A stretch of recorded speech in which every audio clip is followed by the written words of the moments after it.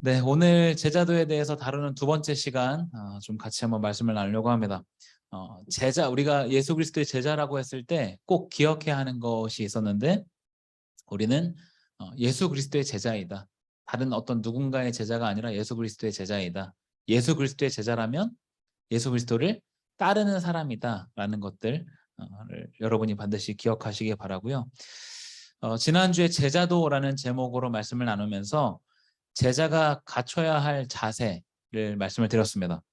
하나님의 뜻에 따라서 살아가되 그 삶을 끝까지 최선을 다해서 살아가는 것, 이것이 우리가 갖춰야 할 자세이다 말씀을 드렸죠.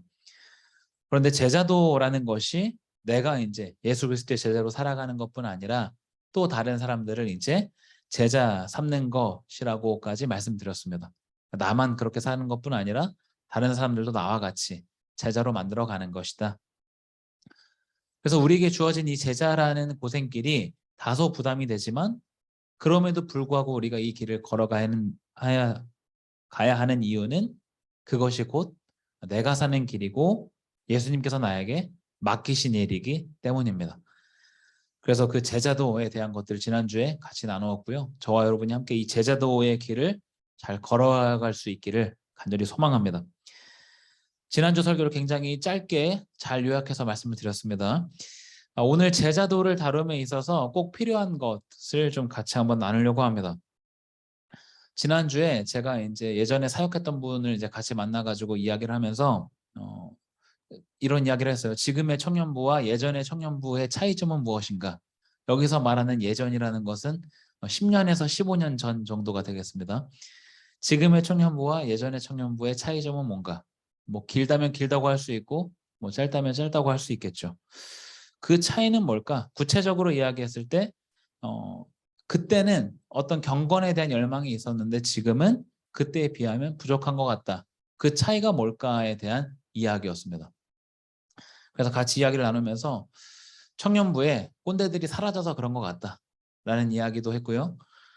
여러 가지 이야기를 했는데 오래 고민을 하다가 제가 내린 결론은 뭐였냐면 예전에도 그런 생각을 했었는데 밥을 알아서 떠먹지 않기 때문이 아닐까. 여기에서 문제가 시작되는 게 아닌가 하는 생각을 해봤습니다. 밥을 알아서 떠먹는다는 것은 말씀을 이제 혼자서 잘 씹어 먹는 것을 비유하는 것이죠.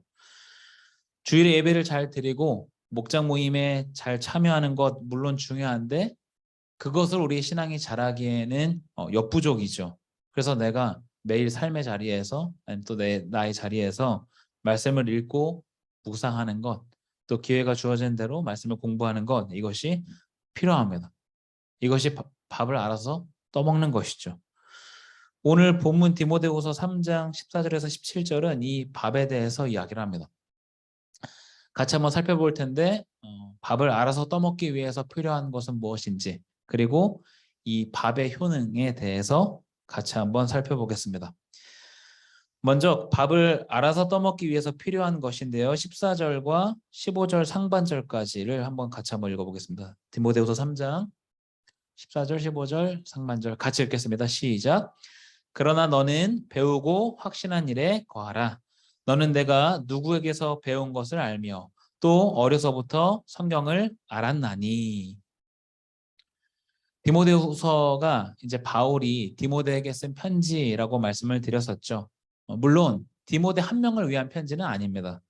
디모데에게 쓰는 이 편지 형식을 취하면서 그 공동체 전체에게 하고자 하는 말을 전달하고 있습니다. 그런데 여기서 바울은 디모데가 어떠한 배경을 갖고 있었는가를 설명합니다. 너는 내가 누구에게서 배운 것을 알며 또 어려서부터 성경을 알았나니. 다른 말로 하면 디모데에게 스승이 있었다. 디모데가 지금의 디모데가 되기까지 가르쳐준 사람이 있었다라는 이야기이죠. 바울이 이야기하는 디모데 스승은 누구일까요? 같이 살펴보고자 하는 것은 두 그룹인데요. 하나의 그룹과 한 명의 사람입니다. 첫 번째 그룹은 가족입니다. 네, 디모데후서 1장 5절 같이 한번 보겠습니다. 디모데후서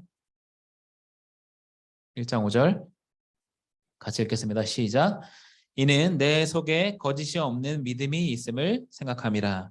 이 믿음은 먼저 내 외조모 로이스와 내 어머니 유니게 속에 있더니 내 속에도 있는 줄을 확신하노라. 바울은 디모데의 믿음에 대해서 이야기하면서 이 믿음이 어디에서부터 시작됐는가를 말합니다. 어디서부터냐? 외할머니와 어머니로부터 이제 이어져 온 믿음이다. 우리로 이야기하면 3대째 그 믿음을 갖고 있다라고 말하는 것이죠. 신앙의 성숙을 어떤 한 사람의 영향으로만 이야기하기는 어렵습니다. 우리 지금 많은 사람들이 여기 앉아 있는데 우리가 지금 이 자리에 앉아서 예배를 드리고 어떤 믿음, 신앙이라는 것을 갖기까지 굉장히 많은 사람들의 영향을 받았죠. 다만 우리는 그냥 굵직한 몇 가지의 사건, 몇 명의 사람들을 기억할 뿐입니다. 우리가 기억하지 못하는 많은 사건, 사람들이 지금 우리를 이 자리에 있게 만들었던 것이죠. 그런데 특히 어린 시절에는 가족만큼 신앙에 깊은 영향을 미치기가 어렵습니다. 그래서 어릴 때부터 이 신앙을 물려받은 것을 믿음의 유산이라고도 말합니다. 우리 대부분이 모태신앙이기 때문에 이 사실을 잘 아시리라 생각이 됩니다. 디모데도 그것과 마찬가지로 어릴 때부터 가족에게 좋은 신앙을 전수받았다라는 것을 말합니다. 그래서 첫 번째 그룹은 가족이었고요. 두 번째는 어떤 사람한테 영향을 받았는가? 바로 바울입니다. 바울은 디모데를 처음 만났을 때가 바울이 이제 2차 전도 여행을 하던 당시였습니다. 2차 전도 여행을 시작하면서 처음 도착한 곳이 더베, 그 다음이 루스드라였는데 이 루스드라에서 디모데를 처음 만납니다. 루스드라에 도착해서 보니까 가정에서 신앙으로 잘 양육을 받았고 주변 사람들에게 평판이 좋은 청년이 있었습니다. 그 사람이 디모데였고요. 그래서 바울은 이 2차 전도 여행 때 디모데를 자신의 제자로 삼습니다. 바울이 2차 전도 여행을 하던 당시가 AD 50년경이고요. 디모데후서를 기록할 때가 AD 66년경쯤 됩니다. 그러니까 이미 이제 이 바울과 디모데가 함께한 지 15년의 세월이 지난 것이죠. 그동안 디모데는 바울을 스승으로 모시고 잘 배웠고 이제는 에베소 교회의 지도자로 자리하고 있는 것을 보게 됩니다. 그래서 디모데의 자리에 있기까지 바울이라는 좋은 스승이 있었다. 이렇게 디모데에게는 가족과 그리고 바울이라는 스승이 있었습니다. 우리가 밥을 스스로 떠먹기 위해서는 참된 스승이 필요합니다. 지난주에 목장 모임 나눔을 하면서 여러분에게 우리 청년부 안에 좋은 영향을 준 선배들에 대한 나눔이 있었죠. 예. 제가 목장 리더들의 이름이 나오길 바라면서 그 질문을 적었는데 저의 기대가 잘 부합이 됐는지 모르겠습니다. 스승이 없이 어떠한 한 분야를 개척하기는 사실 불가능에 가깝습니다. 다행히 우리 신앙 여정에는 많은 선배들이 있고 우리 청년부 안에도 있고 이미 이 과정을 겪은 교회 어른들도 많이 계시고요. 또 많은 사역자들도 있습니다. 또 많은 책을 통해서 많은 그 신앙의 거장들을 우리의 스승으로 삼을 수도 있죠.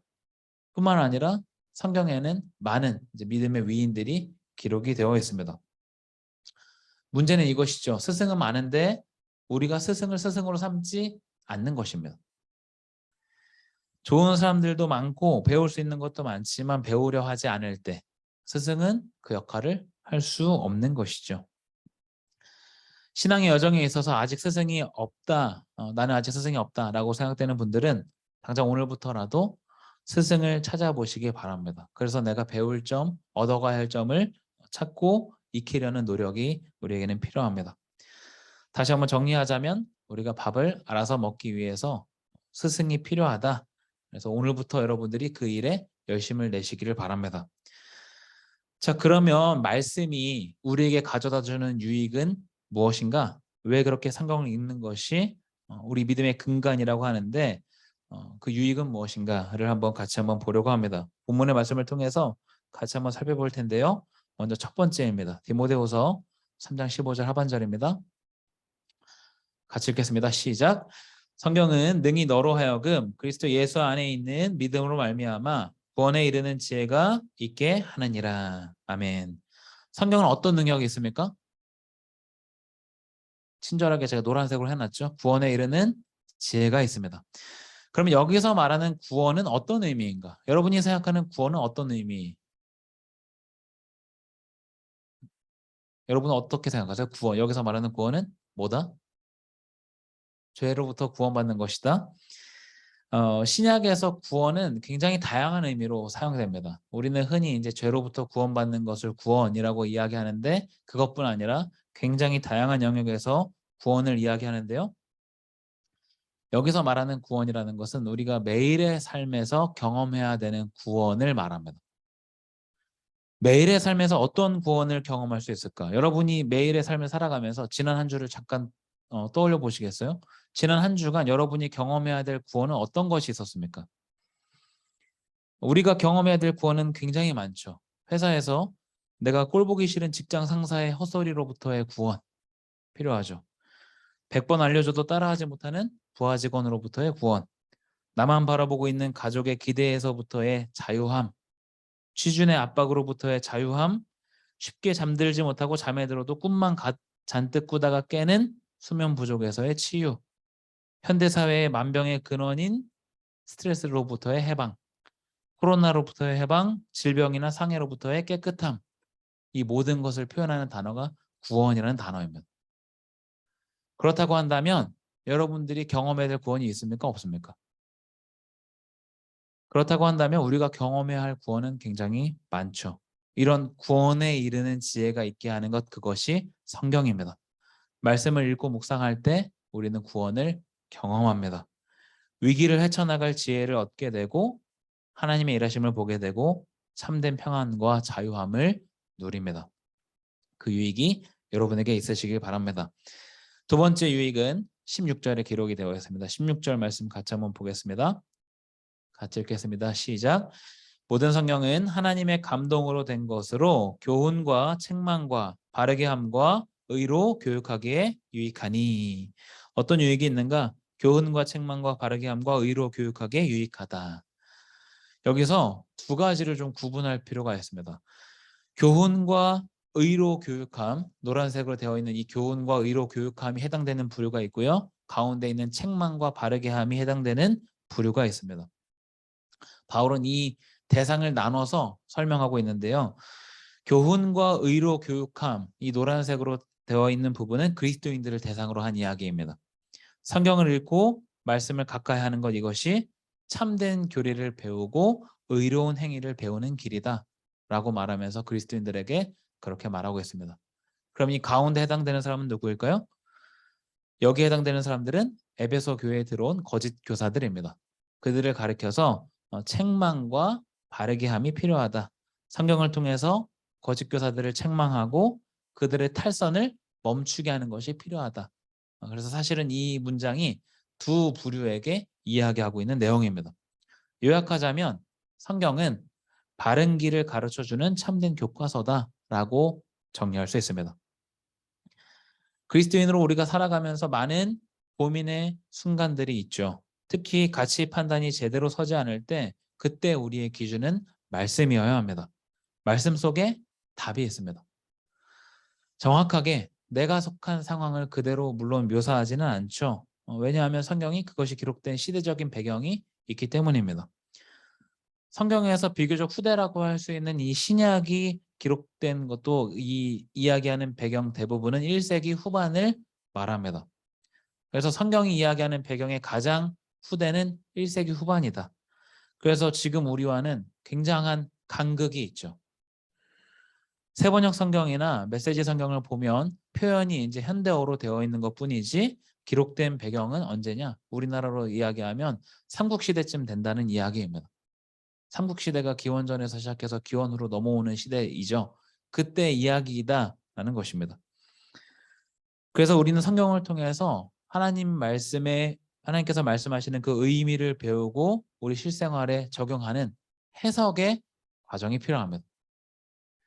해석이라고 한다면 조금 어렵게 느낄 수 있는데 우리가 큐티를 생각해 보면 쉽게 이해할 수 있습니다. 오늘 묵상하는 본문을 읽고 거기서 내가 배운 것 아니면 새롭게 깨달은 것들을 정리해 보는 것이죠. 그리고 내가 오늘 하루를 살아가면서 적용할 수 있는 것들, 그것을 어떤 것이 있나 이런 것들을 찾아보는 것이죠. 이런 걸 해석이라고 하는데 이것이 조금 잘못됐다고 하더라도 여러분이 크게 두려워할 필요는 없습니다.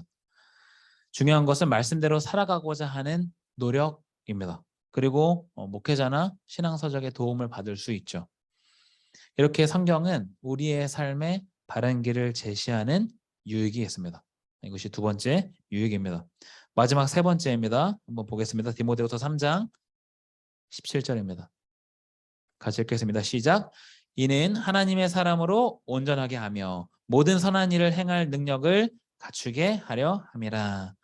이해를 돕기 위해서 세번역 성경을 한번 보여드리겠습니다. 이 미묘한 차이가 느껴지시나요? 위에와 아래의 미묘한 차이. 사실 우리 성경에 온전하게 하면은 약간의 오해의 여지가 있고요. 더 정확하게는 유능하게 한다는 의미가 있습니다. 근데 그것보다 더 중요한 것은 위에는 하나님의 사람으로고요. 밑에는 하나님의 사람을이죠. 그래서 좀 정확하게 목적어를 표시해서 누구를 그렇게 하는가를 이야기하는데, 그래서 성경은 하나님의 사람을, 그 사람을 유능하게 하고 이 사람으로 하여금 선한 일을 하게 한다라는 이야기입니다. 여기서 하나님의 사람이라는 것은 1차적으로 디모데와 그리스도인 리더들을 이야기하는데 2차적으로는 모든 그리스도인들을 지칭하는 표현입니다. 그래서 성경은 우리로 하여금 유능하게 하고 선한 일을 할 수 있게 한다. 유능하게 한다. 무슨 이야기인가? 하나님의 일을 함에 있어서 지식과 방향을 말합니다. 하나님의 일을 하는 것에 있어서 지식과 방향을 이야기한다. 하나님의 일이라는 것은 범위가 넓죠. 내가 교회에서 맡은 일도 하나님의 일이라고 이야기하고요. 사회와 각 가정에서 내가 맡고 있는 역할들, 그런 것들을 모두 다 하나님의 일이라고 말합니다. 여기에 필요한 지식을 충족시키는 것, 그리고 앞으로 나아가야 할 방향을 제공하는 것, 그것이 말씀의 유익이다라고 지금 말하고 있습니다. 그리고 선한 일을 하게 한다라고 이야기하죠. 여기서 말하는 선행이라는 것, 어떤 내가 억지로 노력해서 이루어가는 것을 말하는 게 아니라 하나님의 은혜, 긍휼에 대한 반응으로 자연스럽게 나오는 것을 여기서 말하고 있습니다. 착하게 살아야지 하면 착하게 살 수 있나요? 많이 하면 될 수도 있을 거라 생각이 되지만 쉽지 않죠. 그렇게 하는 것보다 말씀을 가까이 하면서 하나님의 은혜를 깨닫고 거기에 자연스럽게 뒤따라오는 반응을 오늘 본문에서 선행이라고 말합니다. 특히 바울은 예수님께서 우리를 죄로부터 구원하시기 위해서 오신 분뿐 아니라 우리의 삶을 변화시키기 위해서 오신 분이라고 여러 곳에서 이야기합니다. 우리가 말씀을 가까이 할 때 선을 행할 능력을 갖게 되고 직접적인 반응으로 이어지게 됩니다. 오늘 디모데후서 3장의 말씀을 여러분과 같이 나누면서 말씀을 우리가 스스로 먹기 위해서 필요한 것, 말씀의 능력은 무엇인지 같이 좀 살펴봤습니다. 우리에게는 스승이 필요합니다. 혼자서 잘할 수 있는 사람은 없습니다. 더군다나 이 신앙의 영역은 더욱이 그렇습니다. 주위를 돌아보고 책도 살펴보고 내가 배울 수 있는 것은 최대한 많이 배우려는 노력이 뒤따라야 합니다. 말씀을 가까이 할 때 매일의 삶에서 경험하는 구원을 경험할 수 있습니다. 또 우리의 삶의 바른 길을 확인할 수 있는 것이죠.